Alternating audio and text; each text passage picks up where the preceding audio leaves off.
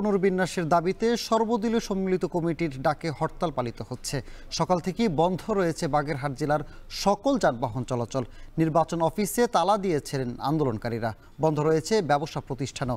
এ নিয়ে বিস্তারিত জানাতে বাগেরহাট থেকে যুক্ত হচ্ছেন তারিকুল ইসলাম। তারিকুল, হরতাল কোনো বিশৃঙ্খলা পরিস্থিতি সৃষ্টি হয়েছে কিনা জানাবেন। হরতাল আসলে বিশৃঙ্খলা এখানে পরিস্থিতি কোনো সৃষ্টি হয়নি, তবে বিভিন্ন জায়গায় মিছিল হচ্ছে।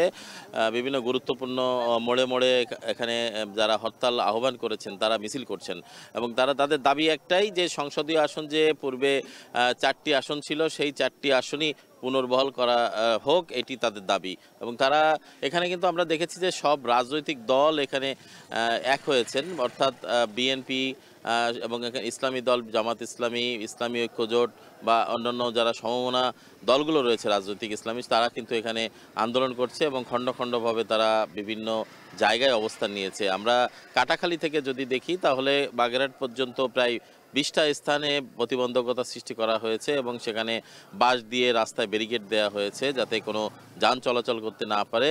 এবং গুরুত্বপূর্ণ আসলে কোনো কিছুই চলাচল করছে না, এত কঠোরভাবে যারা হরতাল আহ্বান করেছেন তারা অবস্থান নিয়েছেন এই বিষয়টি নিয়ে।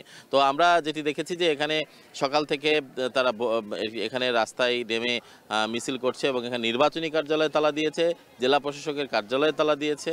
আদালত চত্বরে এই মুহূর্তে আসলে কোনো মানুষকে আমরা দেখতে পাচ্ছি না, সেটাও ফাঁকা রয়েছে। পাশাপাশি আমরা এখানে যে বিভিন্ন গুরুত্বপূর্ণ পণ্য, বিশেষ করে কাঁচা যে পণ্যগুলো রয়েছে বা ওষুধ সরবরাহ করে, সেগুলো কিন্তু বিভিন্ন জায়গায় থেমে থেমে রয়েছে।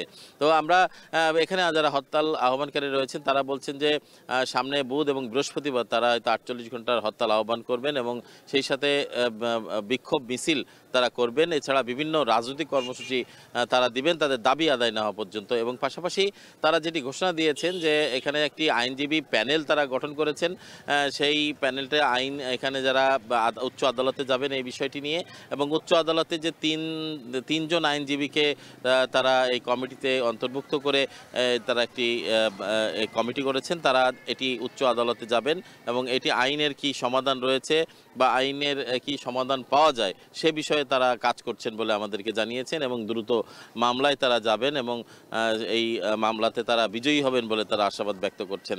আমরা একটি কথা বলে রাখি যে আসন পুনর্বিন্যাস নিয়ে বা আসন পুনর্বহাল নিয়ে এখানে যে আন্দোলন, সেটি হচ্ছে যে বাগেরহাটের যে 4টি আসন ছিল সেই 4টি আসনকে সংকুচিত করে যে 3টি আসন করা হয়েছে, এর মধ্যে এক আসন সদর বাগেরহাট সদর সহ চিতলমারী এবং মোল্লাহাট যে উপজেলা রয়েছে সেটিকে অন্তর্ভুক্ত করা হয়েছে এবং এক আসনের যে ফকিরহাট ছিল উপজেলা সেটিকে অন্তর্ভুক্ত করা হয়েছে মংলা এবং রামপালের সঙ্গে। এবং খুলনা বাগেরহাটের আরেকটি আসন হচ্ছে মোড়লগঞ্জ শরণখোলা এবং সেই সাথে বাগেরহাট সদরের সঙ্গে যে আসনটি ছিল কচুয়া সেটিকে যুক্ত করা হয়েছে। সব মিলে সকাল থেকে হরতাল অবরোধকারী রাস্তায় তারা অবস্থান নিয়েছেন এবং তারা আন্দোলন চালিয়ে যাচ্ছেন। এই ছিল আমার কাছে বাগেরহাট জেলা থেকে হরতালের সর্বশেষ খবর। বাগেরহাট থেকে যুক্ত ছিলেন সহকর্মী তারিকুল ইসলাম। আরএফএল ওয়াটার পাম্পের অটো থার্মাল টেকনোলজি।